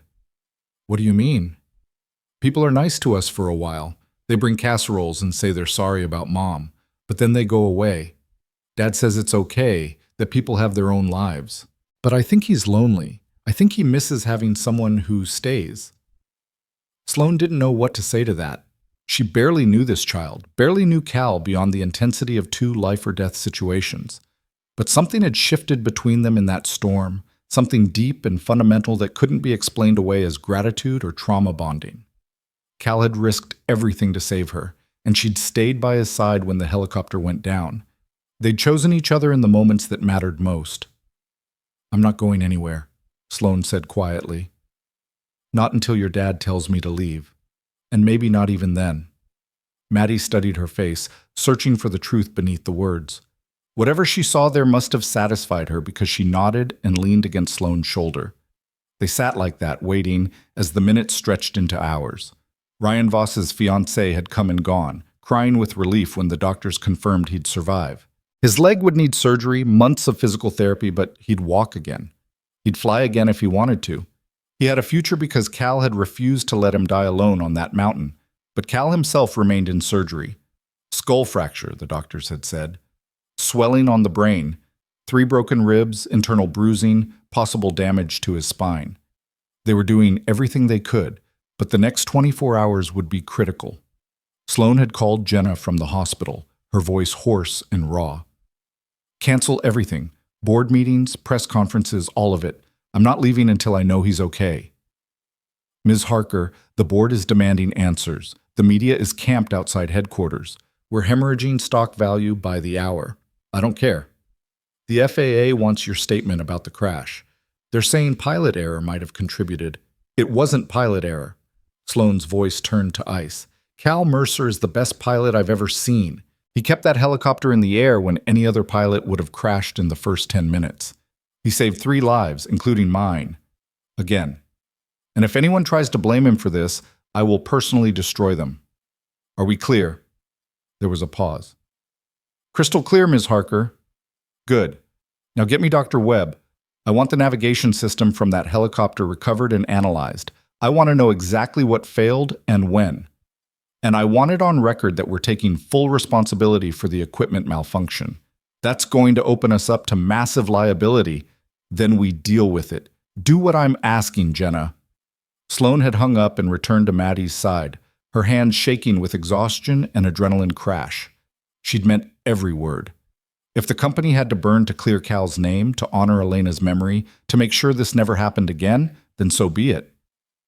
A doctor emerged from the surgical wing, still in her scrubs, her face tired but cautiously optimistic. Sloan stood immediately, Maddie scrambling up beside her. How is he? Sloan asked. Stable. The surgery went well. We've relieved the pressure on his brain and the scans look better than we'd hoped, but he's not out of the woods yet. The next 48 hours are critical for monitoring brain function and watching for complications. Can we see him? The doctor hesitated. He's unconscious. He probably will be for at least another 12 hours, maybe longer. But yes, you can see him. Family only, though. I'm his daughter, Maddie said immediately. The doctor's expression softened. Of course, sweetheart. Come with me. She led them through a maze of corridors to a private room where Cal lay motionless in the bed, his head wrapped in bandages, tubes, and wires connecting him to half a dozen machines. He looked smaller somehow, diminished, like the mountain in the storm had taken something essential from him. Maddie climbed into the chair beside the bed and took her father's hand, her small fingers wrapping around his larger ones. Hi, Dad. It's me. I'm here. You have to wake up soon, okay? Because Mrs. Chen said we can't keep staying with her forever, and I don't know how to make pancakes by myself yet. Sloan stood at the foot of the bed, her vision blurring. She'd been in hospitals before, visiting her father during his final illness, checking on injured employees after accidents. But this felt different. This felt personal in a way that terrified her. She'd only known Cal for a week. 1 week. And yet standing here watching him fight for his life felt like losing something irreplaceable. Mrs. Chen appeared in the doorway with coffee and sandwiches that neither Sloan nor Maddie could eat. You should go home, dear, she said gently to Sloan. Get some rest. I'll stay with Maddie. I'm not leaving. Mrs. Chen didn't argue. She settled into another chair and pulled out her knitting, the click of needles a soothing rhythm in the sterile room. The hours blurred together. Nurses came and went, checking vitals, adjusting medications, speaking in low voices about neural responses and cranial pressure. Sloan stayed glued to her chair, watching Cal's chest rise and fall with mechanical precision, willing him to open his eyes. Maddie fell asleep curled up in her chair, her hand still holding her father's. Mrs. Chen draped a blanket over her and whispered to Sloan, That child has been through more than any 8-year-old should. She's stronger than she looks. She's like her father, Sloan said quietly, and her mother. Elena was a force of nature, stubborn, brave, absolutely devoted to her family. Cal was never the same after losing her. Sloan looked at Mrs. Chen. Did you know her well? Well enough. They lived down the road from me before the accident. Elena used to bring Maddie over for cookies while Cal was on duty. She talked about him constantly, how proud she was, how lucky she felt. She knew the risks of being a pilot's wife, but she never let it stop her from supporting his dreams. Mrs. Chen's eyes grew distant. When she died, something in Cal broke. He stopped flying, stopped socializing, just buried himself in that cabin with Maddie. I've watched him for 10 years trying to convince himself he doesn't deserve to be happy again. He saved my life, Sloan said. Twice now. He saved a lot of lives. I know, but I don't think he's saved himself yet. That's the hard part. Sloan thought about that as the night wore on. Cal had spent a decade punishing himself for a crash that wasn't his fault, for a death he couldn't have prevented.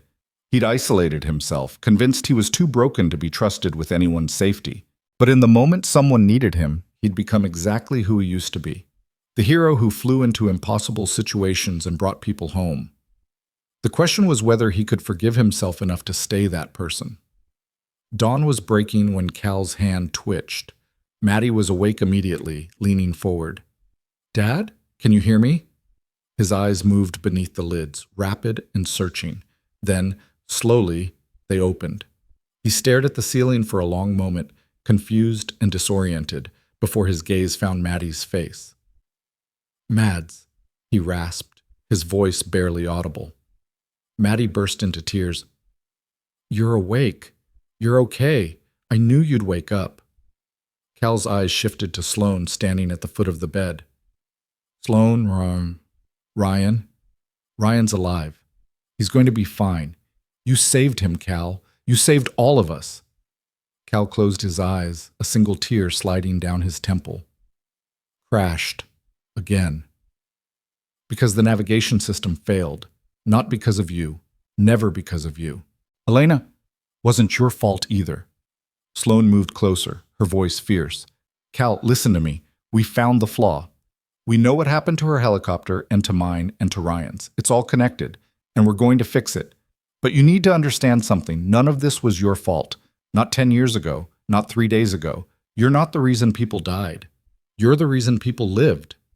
Cal looked at her, and she saw the war playing out behind his eyes. The guilt, the grief, the desperate need to believe her warring with a decade of self-blame. "I don't know how to let it go." "Then don't. Not yet. But maybe you can start by accepting that you did everything you could, that you're still doing everything you can, that you're exactly the man Elena believed you were." "How do you know what she believed?" "Because Maddie told me. And because I see it too." The doctor returned, gently shooing them out so she could examine Cal. Sloane and Maddie retreated to the hallway, both of them shaking with relief and exhaustion. "He's going to be okay," Maddie said, wonder in her voice. "He's really going to be okay." Sloane hugged her, this brave little girl who'd stolen her heart without trying. "Yeah, kiddo, he really is." Over the next 3 days, Cal's recovery progressed faster than anyone expected. The swelling in his brain decreased, his cognitive functions remained sharp, and the doctor started talking about discharge instead of complications. Sloane visited every day, sometimes with Maddie, sometimes alone, sitting beside his bed and talking about everything and nothing. She told him about the investigation. Dr. Webb had recovered the black box from the crashed helicopter and confirmed what they'd suspected.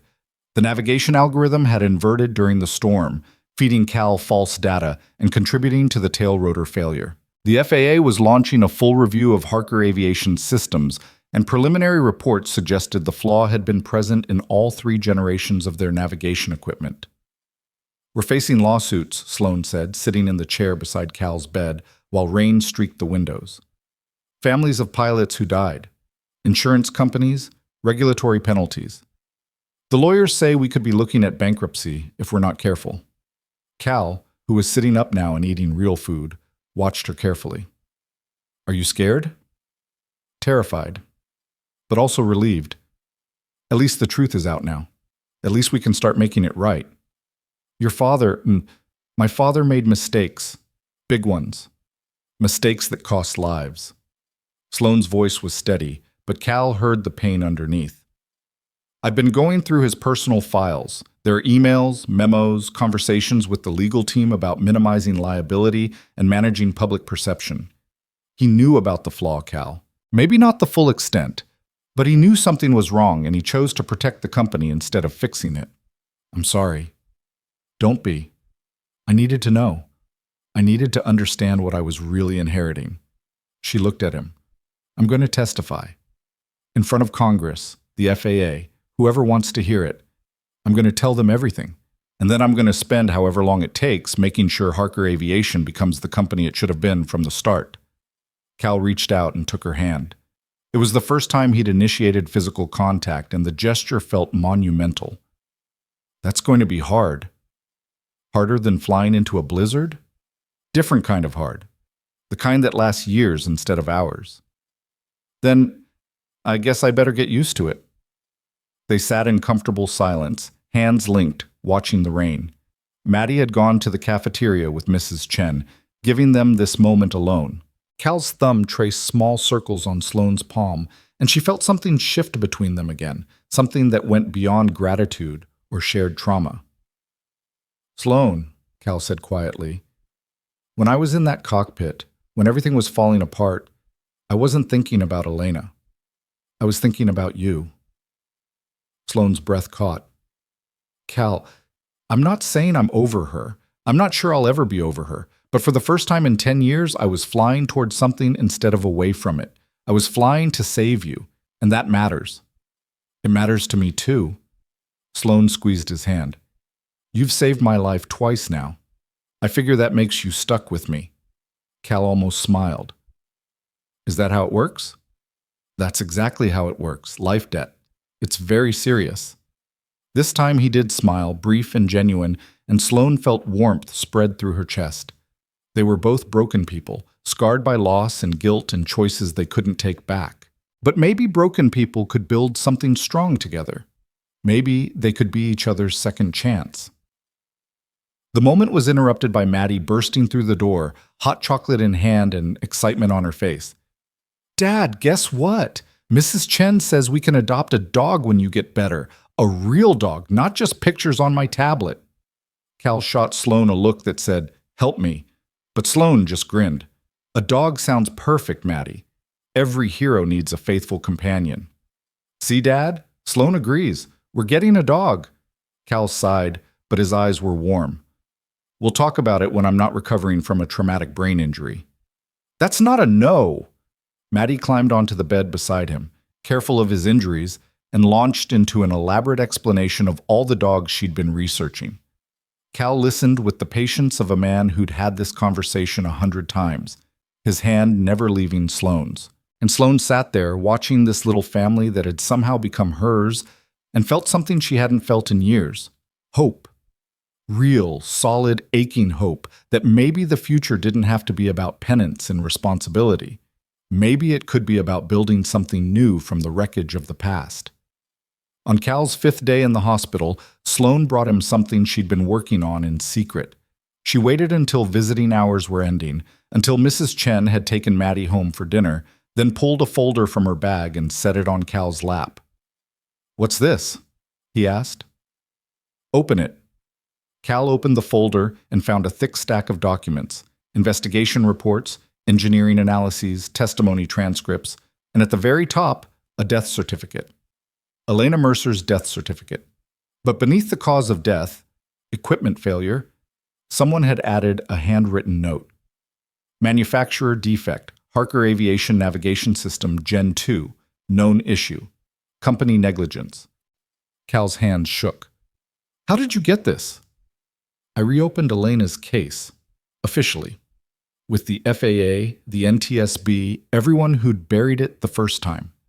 Sloane's voice was fierce. I made them re-examine the evidence. I made them admit what they'd ignored. And I'm going to make sure every family who lost someone because of our systems gets the same answers. Cal looked up at her, his eyes bright with unshed tears. This clears her name. The original report blamed pilot error. I know. And it was wrong. Elena was an exceptional pilot. She did everything right.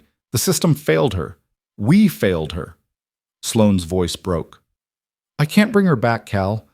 I can't undo what my company did. But I can make sure the truth is on record. I can make sure her death meant something. Cal set the folder aside and pulled Sloane into a hug, mindful of his healing ribs. She held him while he cried for the first time in a decade, held him through the grief and rage and relief of finally having answers. And when he was done, when his breathing had steadied and his grip had loosened, she whispered, You don't have to carry this alone anymore. Let me help. Let us help. Cal pulled back, looking at her with red-rimmed eyes. Why are you doing this? You barely know me. Because you ran into a burning helicopter to save me without knowing who I was. Because you flew into a storm to save a stranger.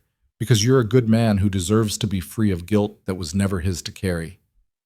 Sloane touched his face gently. And because somewhere along the way, I started caring about you. A lot. Cal stared at her, something vulnerable and terrified crossing his features. Sloane, I don't know if I can be what you need. I'm still broken. I still wake up at night hearing the crash. I still see Elena's face and feel like I'm drowning. Then we'll be broken together, and maybe we'll figure out how to be whole again. No pressure, no expectations. Just two people trying to do better than yesterday. Cal touched her face, mirroring her gesture. I'd like that. Yeah? Yeah. They kissed then, soft and tentative, like two people learning how to trust again. It wasn't passionate or desperate. It was careful, hopeful. The first step toward something neither of them could quite name yet. When they pulled apart, Sloane was smiling through tears. So what happens now? Now you go testify in front of Congress and fix your company. And I go home and explain to Maddie why we're definitely not getting a dog anytime soon. You're getting the dog. I know, I'm just delaying the inevitable. They both laughed, and it felt like breathing after being underwater too long. 2 days later, Cal was discharged. Sloane drove him and Maddie back to the cabin, the three of them cramped in her rental car with Mrs. Chen following behind in Cal's truck. The mountains were green and alive, the storm long past, and as they climbed the winding roads toward home, Maddie chattered nonstop about school and dogs, and how famous her dad was now that the news had covered his rescue mission. Cal was quiet, watching the familiar landscape roll past, and Sloane reached over to take his hand. He squeezed back, grateful and exhausted and more at peace than he'd felt in years. When they reached the cabin, Maddie ran inside to make sure everything was perfect for her dad's homecoming. Mrs. Chen bustled in with groceries, determined to stock the fridge properly, and Cal stood in the doorway with Sloane, looking at the place that had been his prison and sanctuary for a decade. I used to think this cabin was where I'd spend the rest of my life, he said quietly, just me and Maddie, hiding from the world. And now? Now I think maybe it's just where I was waiting, for something, for someone, for a reason to step back into the light. Sloane leaned against him carefully, mindful of his injuries. I'm glad you waited. Me too. They stood there as the sun set behind the mountains, painting the sky in shades of gold and crimson, and for the first time since the night Elena died, Cal felt like the future was something to move toward instead of something to survive. And standing beside him, Sloane made a silent promise to the woman whose loss had brought them together. She'd protect Cal and Maddie. She'd fix what her company had broken. She'd make sure Elena Mercer's legacy was justice and truth, not buried secrets and corporate negligence. It wouldn't bring Elena back. Nothing could. But maybe, just maybe, it would give her family the peace they'd been denied for so long. And that was a start. The weeks that followed Cal's return home moved with the strange duality of healing, simultaneously too fast and achingly slow. His body mended faster than his spirit, the stitches coming out, the headaches fading, the ribs knitting back together until he could breathe without wincing. But the real work was happening in places no doctor could reach, in the quiet moments when he'd wake at 3 in the morning and find himself reaching for ghosts. Sloane stayed in Seattle, but she called every day, sometimes twice. They talked about everything, the investigation gaining momentum, the board meetings that turned hostile, the media circus that had set up permanent camp outside Harker Aviation headquarters. But they also talked about smaller things, what Maddie was learning in school, the stray dog that kept showing up at the cabin, the way the aspens were turning gold as autumn settled into the mountains. Congress wants me to testify next week, Sloane said one evening, her voice tight with exhaustion. Cal was sitting on his porch watching Maddie chase fireflies, the phone pressed to his ear. Full committee hearing. They're calling it an investigation into corporate negligence and aviation safety standards. Are you ready? I don't know. My lawyers want me to stick to prepared statements, admit nothing beyond what's already public record. But that's not what I'm going to do. Cal heard the determination in her voice, the steel that had kept her standing through everything. What are you going to do? I'm going to tell them everything about the flaw, the buried memo, my father's choices, about Elena and Ryan and every person who died because my company chose profits over safety. And then I'm going to outline exactly how we're going to fix it. They'll crucify you. I know, but it's the right thing to do. You taught me that. I didn't teach you anything. You already knew. Sloane laughed, but it was raw. You have more faith in me than I have in myself. Then borrow mine until yours catches up. There was a long silence filled with the sound of Maddie's laughter and distant thunder. Cal, when this is over, when the testimony is done and the investigations wrap up, I want to come back to the cabin, to you and Maddie, if that's okay. Cal's chest tightened in a way that had nothing to do with healing ribs. It's more than okay. I don't want to rush anything. I know we're both still figuring this out. Sloan, come back. However long you need to stay, whatever this becomes, just come back. He heard her exhale, shaky and relieved. Okay, I will. The night before Sloane's testimony, Cal couldn't sleep. He stood in the basement of his cabin, surrounded by boxes he'd avoided for a decade, finally ready to face what he'd been hiding from. Elena's things were carefully packed, preserved like museum pieces, her flight jacket still smelling faintly of her perfume, her logbook filled with her neat handwriting, photographs of the three of them before Maddie could even walk. He pulled out their wedding photo, studying Elena's face. She'd been so young, so full of life, laughing at something he'd said just before the camera clicked. He'd loved her with every particle of his being. Losing her had nearly destroyed him. But standing here now, holding her picture, Cal realized something fundamental had shifted. The grief was still there. It would always be there. But it no longer felt like drowning. It felt like remembering, like honoring, like carrying her with him instead of being buried by her absence. I met someone, he whispered to the photograph. Her name is Sloan. She's brave and broken and trying so hard to make things right. I think you'd like her. I think you'd want me to be happy. His voice cracked. I'm going to try, Elena. I'm going to try to be happy again. That doesn't mean I'm letting you go. It just means I'm letting myself live. He set the photo carefully on the shelf and climbed back upstairs, feeling lighter than he had in years. The congressional hearing was broadcast live. Cal watched from the cabin with Maddie curled beside him on the couch, both of them barely breathing as Sloan took her seat at the witness table. She wore a dark suit, her hair pulled back, her expression calm despite the cameras and the hostile faces of congressmen who'd already made up their minds about corporate greed and negligence. The chairman gavelled the hearing to order. Ms. Harker, you're here today to answer questions about systematic failures in Harker Aviation's navigation systems that may have contributed to multiple aircraft accidents over the past 15 years. Do you understand the gravity of this situation? Sloan leaned toward the microphone, her voice steady. I do, Mr. Chairman. And I want to start by saying what should have been said years ago. Harker Aviation failed. We built systems with a critical flaw, we ignored warnings about that flaw, and people died because of our negligence.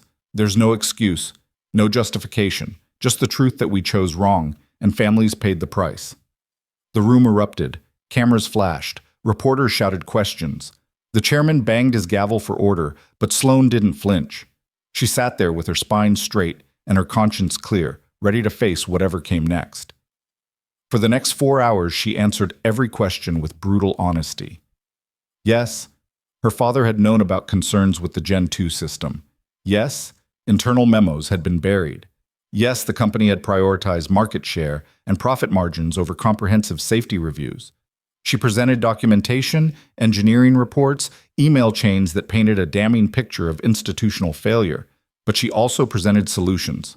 A complete redesign of the navigation architecture, third-party safety audits, a victim compensation fund, industry-wide reforms. She didn't hide behind lawyers or corporate doublespeak. She took responsibility, owned the failures, and committed to spending whatever it took to make things right. One congressman, red-faced and aggressive, leaned into his microphone. Ms. Harker, you're asking us to believe that you knew nothing about these issues until recently, that you inherited this mess from your father, but you've been CEO for 5 years. Why should we believe you're not just as culpable? Sloan met his eyes without wavering. Because if I'd known 5 years ago what I know now, I would have done exactly what I'm doing today. I would have grounded the fleet, fixed the systems, and told the truth. My father made choices I don't agree with, choices that cost lives. But I can't change the past. All I can do is make sure the future is different, and I'm willing to stake everything I have, my company, my reputation, my freedom, on making that happen. The congressman looked like he wanted to argue, but something in Sloan's expression stopped him.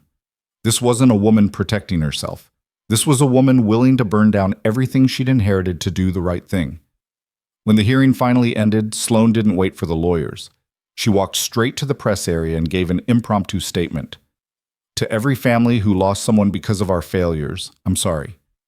Those words aren't enough. They'll never be enough. But I want you to know that Harker Aviation is setting up a compensation fund with no caps, No arbitration clauses, no legal roadblocks. If our systems contributed to your loss, we will make it right financially. And more importantly, we will make sure it never happens again. Cal watched her face on the screen. This woman who'd gone from corporate CEO to crusader in the span of weeks, and felt something fierce and protective surge through him. She was doing this partly for him, partly for Elena, but mostly because it was who she was at her core, someone who couldn't live with lies.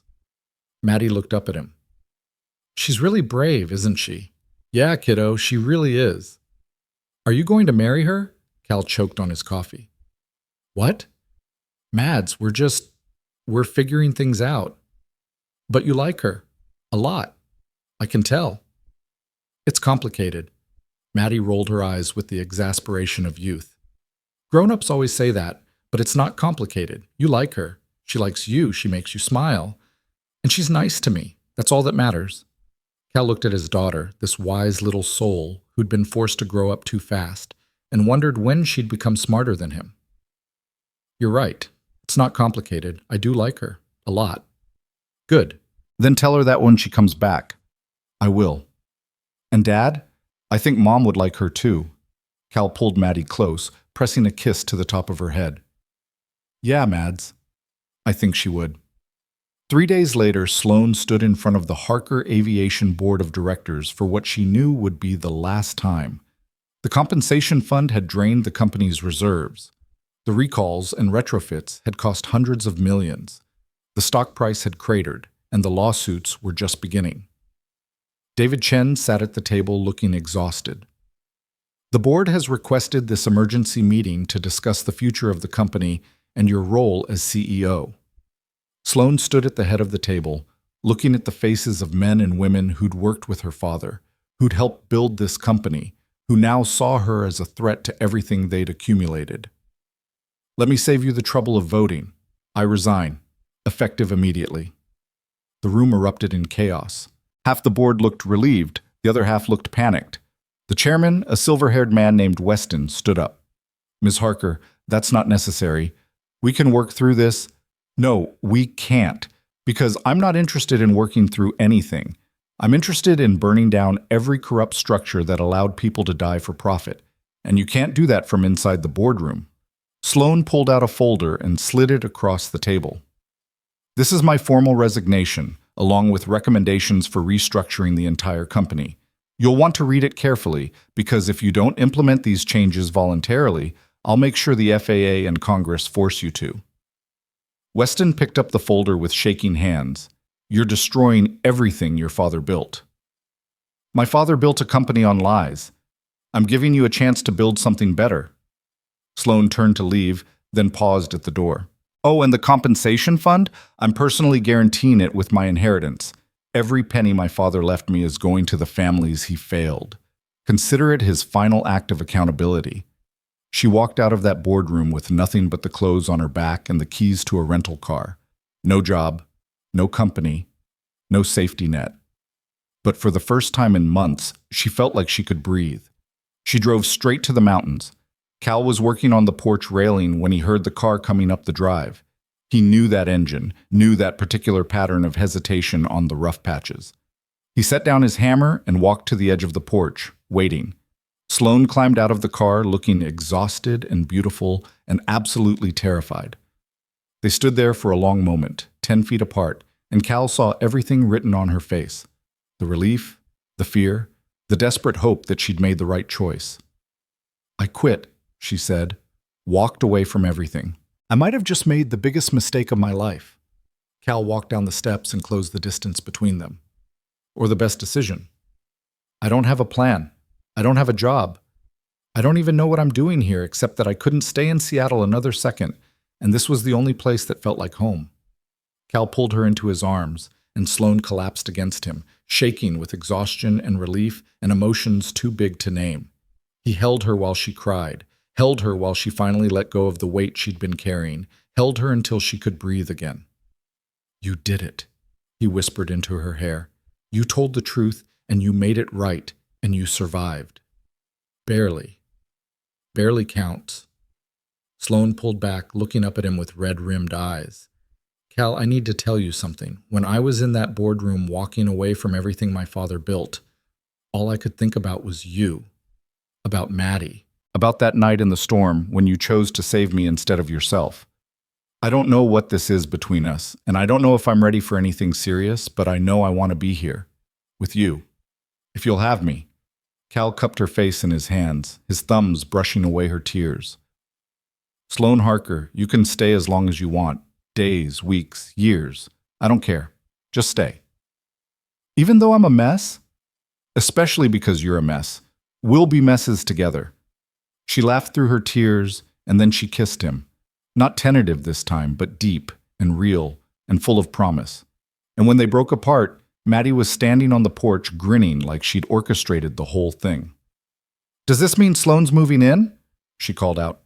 Cal looked at Sloane, raising an eyebrow. Does it? Sloane looked at the cabin, at the mountains, at this man and child who'd somehow become her entire world in the span of a few chaotic weeks. Yeah, I think it does, if that's okay. It's more than okay. Cal took her hand. Come on, let's get you settled. The months that followed were a study in rebuilding. Sloane took a job with the FAA as a safety consultant, using her insider knowledge to help implement the reforms she'd recommended. It didn't pay much, but it gave her purpose. Cal started flying again, not rescue missions, but something safer. Aerial surveys for the Forest Service, his way of staying in the sky without risking the life Maddie needed him for. They settled into a rhythm. Sloane would work from the cabin during the week, traveling to Seattle for meetings when needed. Cal would fly his routes, come home to find dinner cooking and Maddie doing homework at the kitchen table. They'd eat together, talk about their days, slowly build something that felt like family. It wasn't always easy. Cal still had nightmares about the crash. Sloane still woke up at 3 in the morning panicking about lawsuits and testimonies. They both carried scars that wouldn't heal completely, but they learned to be gentle with each other's broken places, to give space when needed and support when asked. Maddie thrived. She got her dog, a scruffy rescue mutt named Phoenix, who followed her everywhere. She stopped having anxiety about her father leaving and started talking about college and becoming a pilot like her mom.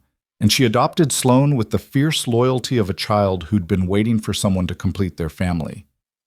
One evening in early spring, nearly 6 months after that first helicopter crash in the blizzard, Cal found Sloane standing at the edge of the ridge where everything had started. The snow had melted, revealing wildflowers and new grass.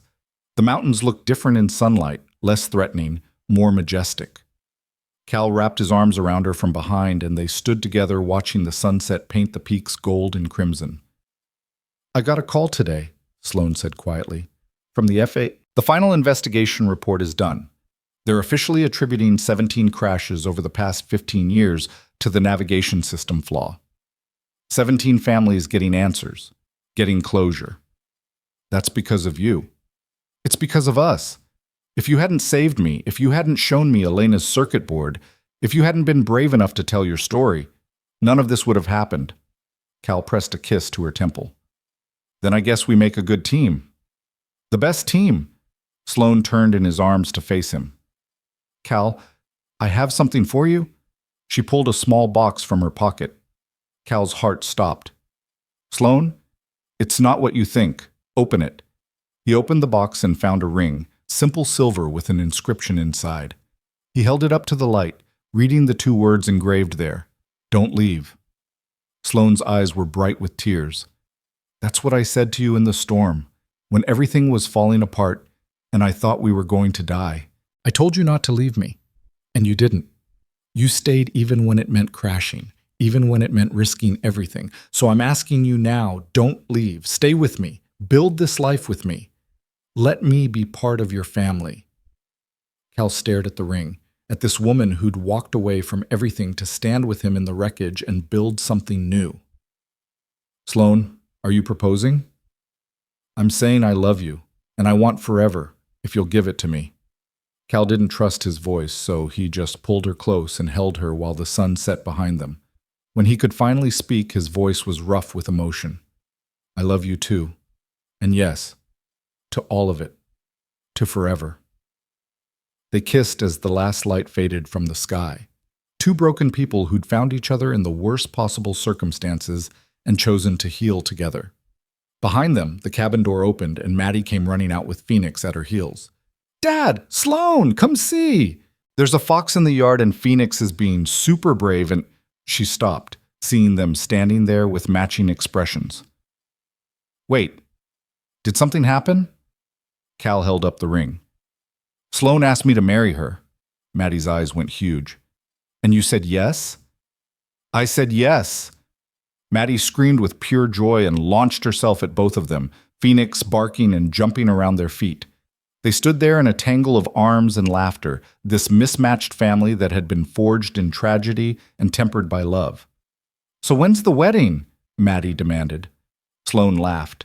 "We literally just got engaged 10 seconds ago." "But you're going to have one, right? Can I be the flower girl? Can Phoenix be in it too? Can we have it right here on the ridge?" Cal met Sloan's eyes over Maddie's head, and they shared a smile. "Yeah, kiddo, we'll have it right here on the ridge." "When?" "When the wildflowers bloom," Sloan said softly, "when everything is alive and new again." The wedding took place 3 months later on the ridge where Cal had first pulled Sloan from the burning helicopter. It was small, just Mrs. Chen, a handful of friends, Ryan Voss and his now wife who'd insisted on flying up for the ceremony. Maddie wore a yellow dress and carried wildflowers. Phoenix had a bow tie that he immediately tried to chew off, and Sloan walked down the makeshift aisle in a simple white dress that made Cal forget how to breathe. They exchanged vows under an arch that Cal and Maddie had built together, promising not perfection, but presence. Not to forget the past, but to honor it while building something new. When the officiant pronounced them married, Maddie cheered so loud that birds took flight from the surrounding trees. At the reception, really just dinner at the cabin with too much food and terrible dancing, Ryan pulled Cal aside. His leg had healed well, though he still walked with a slight limp. "I never properly thanked you for coming into that storm, for not giving up." Cal shook his head. "You don't need to thank me." "Yeah, I do. I was lying there in the snow convinced I was going to die alone, and then I heard the rotors. I heard you fighting to keep that helicopter in the air. You didn't quit even when any sane person would have." Ryan's voice caught. "I'm getting married next month. I'm alive to marry the woman I love because you refused to leave me behind, so thank you for all of it." Cal clasped his shoulder, unable to speak past the lump in his throat. Ryan had been his second chance, his proof that he could still save lives instead of just mourning the ones he'd lost. "You're welcome. And congratulations."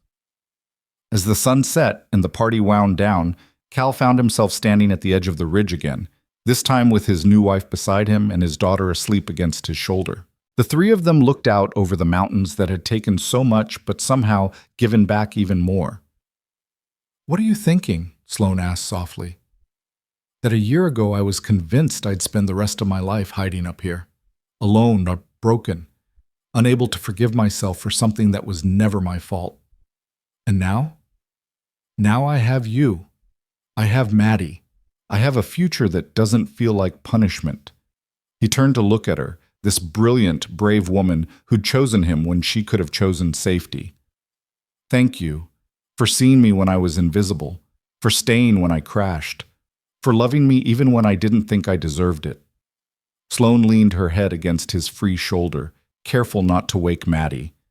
"Thank you for running into the fire, for not letting me die, for showing me what real courage looks like." They stood there as the stars came out, three people who'd found each other in the storm and chosen to build something beautiful from the wreckage. The mountains rose around them, eternal and unmovable, and for the first time since Elena's death, Cal felt at peace. He'd lost his first love to a tragedy he couldn't prevent. He'd spent a decade drowning in guilt and grief, but somewhere in that darkness, he'd found Sloan, found purpose, found a reason to step back into the light. And standing here now with his family, with the ring Sloan had given him pressed against his heart, Cal understood something fundamental. The crash had broken him. But breaking wasn't the end of the story. It was just the beginning of learning how to rebuild. He'd saved Sloan twice. She'd saved him 1,000 times over just by believing he was worth saving. And together, with Maddie sleeping between them and Phoenix curled at their feet, they'd build a life that honored the past without being trapped by it. A life filled with morning coffee and terrible jokes, with flying lessons and Sunday pancakes, with love that was hard-won and fiercely protected. The mountains had taken Elena, but they'd also given him Sloane. And maybe that was the truth about grief. It didn't disappear. It just made room for new love to grow alongside it. As the night deepened and the temperature dropped, Cal carried Maddie inside. Sloane followed, turning off lights and locking doors, Phoenix trotting behind her. They tucked Maddie into bed, Phoenix curling up at her feet, and then retreated to their own room. Cal pulled Sloane close, feeling the steady beat of her heart against his chest. "I love you, Mrs. Mercer." Sloane smiled against his shoulder. "I love you too. And Cal?" "Yeah?" "Thank you for not leaving. Not in the storm, not in the hospital, not ever." "I'll never leave," he promised. "That's what the ring means. That's what forever means." They fell asleep wrapped around each other, two people who'd survived the worst and chosen the best. And in the morning, they'd wake up to Maddie demanding pancakes and Phoenix stealing socks and all the beautiful chaos of the life they'd built together. But for now, in the quiet darkness of the mountain cabin, they were simply at peace. The storm had passed, the wreckage had been cleared, and from the ashes of tragedy, something stronger had emerged. A family, a future, a love that had been forged in fire and tempered by truth.